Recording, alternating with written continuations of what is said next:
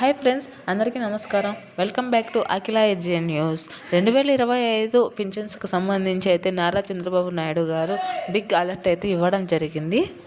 ఎన్టీఆర్ భరోసా కింద పింఛన్స్ తీసుకునే వారందరికీ కూడా పింఛన్స్ ఇవ్వాలని చెప్పడం జరిగింది. 40% కంటే తక్కువ ఉన్న వారికి తాత్కాలిక సర్టిఫికేట్ ఉన్న వారికి కూడా పింఛన్ ఇవ్వాలి అని చెప్పడం జరిగింది. వీరికి వితంతు పింఛన్ కింద ఇవ్వాలి అని అయితే నారా చంద్రబాబు నాయుడు గారు అయితే చెప్పడం జరిగింది.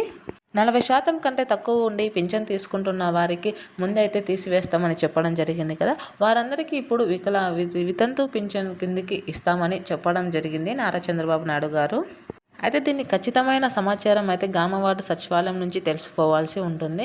ఇస్తారా ఇవ్వరా అనే విషయాన్ని అయితే తెలుసుకుందాం. దానికంటే ముందు మన ఛానల్ని లైక్ చేయండి, షేర్ చేయండి, అలాగే సబ్స్క్రైబ్ చేయండి. దీని ద్వారా నేను ఏ గవర్నమెంట్ స్కీమ్ గురించి చెప్పినా మీకు ముందుగా అప్డేట్ అయితే రావడం జరుగుతుంది. అయితే ఇప్పుడు పూర్తి విషయాన్ని అయితే తెలుసుకుందాం. అర్హులైన వికలాంగులకు ఎలాంటి అన్యాయం జరుపుకోకుండా వారందరికీ పింఛన్స్ అందిస్తామని అయితే సీఎం చంద్రబాబు నాయుడు గారు అయితే చెప్పడం జరిగింది. వీరందరికీ ఎలాంటి అన్యాయం లేకోకుండా వీరికి ఇస్తామని చెప్పడం జరుగుతుంది. 2025 నుంచి అర్హులైన వికలాంగులను గుర్తించి అనర్హులైన వికలాంగులను తొలగిస్తామని అయితే చెప్పడం జరిగింది. పింఛన్ మొత్తాన్ని పెంచేందుకు ప్రభుత్వం కృషి చేస్తుందని, బలహీన వర్గాల వారు, జీవనోపాధి పొందలేని వారికి, వికలాంగులకి, వితంతులకు, వృద్ధులకి, ఒంటరి మహిళలకు పింఛన్ ఇస్తామని అయితే ఏపీ గవర్నమెంట్ అయితే స్పష్టంగా చెప్పింది. అనర్హులైన వారిని మాత్రమే తొలగిస్తామని, వికలాంగులు ఎలాంటి టెన్షన్ తీసుకోవాల్సిన అవసరం లేదని అయితే చెప్పడం జరిగింది. 40% కంటే తక్కువ సర్టిఫికేట్లు మీకు వైకల్పం ఉండి ఒకవేళ మీకు భర్త చనిపోయి ఉంటే కనుక మీకు వికలాంగత్వం కింద కక్కోకుండా వితంతు పింఛన్ ఇచ్చే అవకాశం అయితే ఉంది. దీనిని మీరు ఎలా అప్లై చేయాలి, ఎక్కడ అప్లై చేయాలి అనే విషయాన్ని తెలుసుకోండి. ఇది మీ గ్రామం లేదా వార్డు సచివాలయంలోకి వెళ్ళి అక్కడ ఉన్న సచివాలయం సిబ్బంది ద్వారా అయితే ఆఫ్లైన్లో అయితే చేయించుకోవచ్చు. ఒకవేళ మీరు గవర్నమెంట్ ప్రొవైడ్ చేసిన వికలాంగుల పెన్షన్ సర్టిఫికేట్ ద్వారా అయితే ఆన్లైన్లో అయితే అప్లై చేసుకోవచ్చు.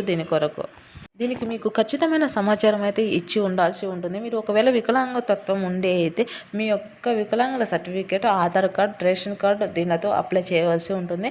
ఒకవేళ మీకు వితంతు పింఛన్ కోసం అప్లై చేస్తున్నట్లయితే మీ భర్త యొక్క death certificate, Aadhaar card, ration card ఇవ్వవలసి ఉంటుంది. ముసలి వారి లెక్కకు వృద్ధుల పింఛన్ కోసం అయితే మీ యొక్క 50 ఏళ్ళు నిండిన వయసు వారందరూ కూడా అప్లై చేయాల్సి ఉంటుంది. ఇప్పటికైతే ఇంకా 50 సంవత్సరాలు నిండిన వారికి అప్డేట్ అయితే ఇవ్వలేదు. 60 సంవత్సరాల నుండి అయితే పింఛన్ ఇవ్వడం జరుగుతుంది. మీరందరూ మీ అందుబాటులో ఉన్న గ్రామ వార్డు సచివాలయానికి వెళ్ళి మీ యొక్క అప్లికేషన్ ఫిలప్ చేసుకోండి. ప్రతి ఒక్క వికలాంగులకు అన్యాయం జరుపుకోకుండా రాష్ట్ర వ్యాప్తంగా అయితే పింఛన్స్ ఇస్తామని అయితే నారా చంద్రబాబు నాయుడు గారు అయితే చెప్పడం జరిగింది. ఒంటరి మహిళలు, వికలాంగులు, వృద్ధులు వీరందరికీ ఎలాంటి అన్యాయం లేకుండా పింఛన్స్ అయితే అందిస్తామని అయితే ఏపీ గవర్నమెంట్ చెప్పడం జరిగింది. దీని ద్వారా అనర్హులైన వారు అందరికీ తొలగిస్తామని, అర్హులైన వారికి మాత్రమే ఇస్తామని అయితే చెప్పడం జరిగింది. కావున మీరందరూ వికలాంగులకు సంబంధించిన వివరాలు అన్నింటినీ ఖచ్చితంగా పెట్టుకొని మీ యొక్క అప్లికేషన్ అనేది ఫిలప్ చేసుకోండి. దీని ద్వారా మీరు అమౌంట్ మొత్తాన్ని అయితే ఈజీగా పొందవచ్చు. మీకు ఇంకా 15,000 పింఛన్ పెంచే అప్డేట్ అయితే ఇంకా ఏం చెప్పలేదు. దాని గురించి వచ్చినప్పుడు ఏపీ గవర్నమెంట్ అయితే వెబ్సైట్ను ఓపెన్ చేస్తుంది. Thanks for watching this video.